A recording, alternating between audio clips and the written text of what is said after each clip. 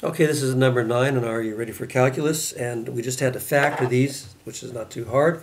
If we look at this first one, okay, we'll just notice that this is going to be a binomial that has a common factor, and the common factor is x to the 4th, so I'll factor that out, x to the 4th.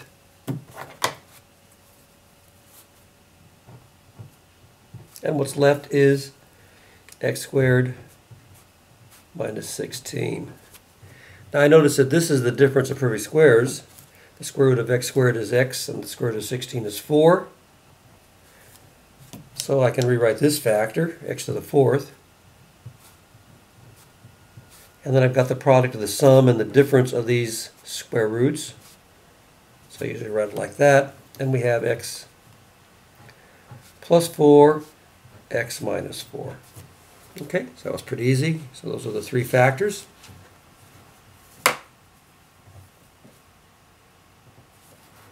Okay, the next one.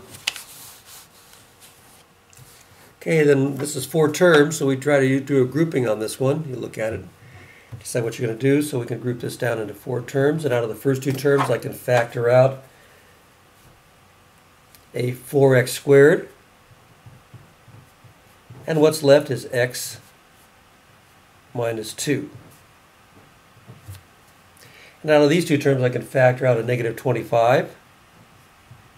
And what's left is x, and if I take a negative from a positive, I get a negative 2.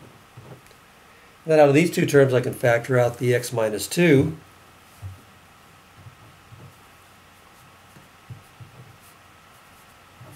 And what's left is the 4x squared minus 25. But then again, this is a perfect square. The square root of 4x squared is 2x, and this is a perfect square. The square root of 25 is 5. So again, I have the product, the sum and difference of those square roots, so I can write my first factor, x minus 2, and then I'll have the product of the sum and the difference of those little numbers on top. 2x plus 5, 2x minus 5. So that factor is pretty easy. Okay, letter C. These are both perfect cubes, so this is a sum of perfect cubes. This is 2x, and this is 3. So I know we studied these in Algebra 2. This is an Algebra 2 standard. Sum of difference of perfect cubes will actually always factor to be the product of a binomial times a trinomial. The only tricky thing is figure out the signs, and that's when we use SOAP. Same, opposite, always positive. So this sign will be the same, positive. Opposite, always positive. And then we just put these little numbers in the first binomial, 2x plus 3. And then we square the 2x, so that's 4x squared. Square the 3, 9. And then we just take the product of these 2 numbers that goes here. Not twice the product like a binomial square, but just the product. And that's going to be 3 times 2 is 6, so 6x. And this won't be factorable. This will not be factorable. Okay. And then the last one, x to the 4th minus 1. Again, this is a perfect square. The square root of x to the 4th is x squared. And the square root of 1 is 1, so I've got the difference of perfect squares. So I can write that as the product of the sum and the difference of those little numbers. X squared plus 1, x squared minus 1. But I notice again that this is the difference of perfect squares. I can factor the difference, not the sum, but the difference of perfect squares. So this first term will stay the same, or this, I'm sorry, this first factor, pardon me. That'd be the x squared plus 1. That comes down.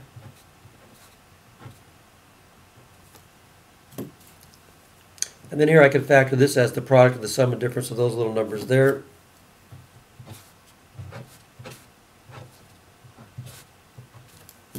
And x plus 1 and x minus 1. So that's how that factors. Okay, so those are pretty straightforward. Now number 10 kind of goes along with this because number 10 just wants you to solve equations that look just pretty much like A, B, and C. So let's take a look at number 10. And I already worked this out a little bit, so save a little bit of time. So this was 10a. We just want to solve and find all the real solutions for this equation. And this just looks like 9a. So we factored. We've already factored 9a. That's how we factored. And we have three factors equal to 0. So either at least one of those must be 0. So we say either x to the fourth equals 0, or x plus 4 equals 0, or x minus 4 equals 0. And that implies if x to the fourth equals 0, x must be 0. If x plus 4 equals 0, x must be negative 4. X must be negative 4. Or if x minus 4 equals 0, x must be 4. So those are the three solutions that make this true. Which makes this true, which makes that true. Okay? So again, at least one of those factors must be 0. Letter B was just like 9b. We had that four-term expression, except it was set equal to 0, so we just factored it, and we already factored 9b, and this is what it looked like when we factored. So we said each of these factors equal to 0. Either x minus 2 equals 0, or 2x plus 5 equals 0, or 2x minus 5 equals 0. This implies that x equals 2. Subtract 5 divided by 2, or add 5 divided by 2. Those are your three solutions. Okay, and then 10c was just like 9c. We factored that to be the product of this binomial times a trinomial. So we said each of these factors equal to 0.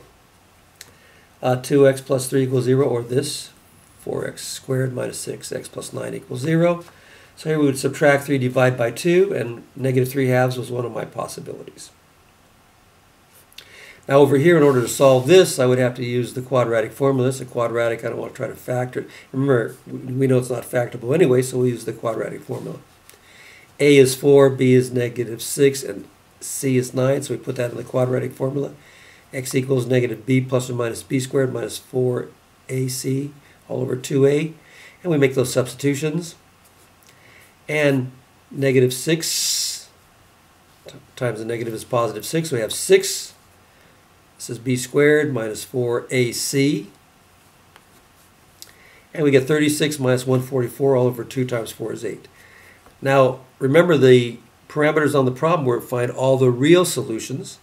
Well, if we have a 36 minus 144, this is going to give us a negative under the radical, which means we'll have an imaginary part there, which means we'll have an imaginary number, not a real solution. So that's not real. So this is my only solution for letter C, negative 3 halves.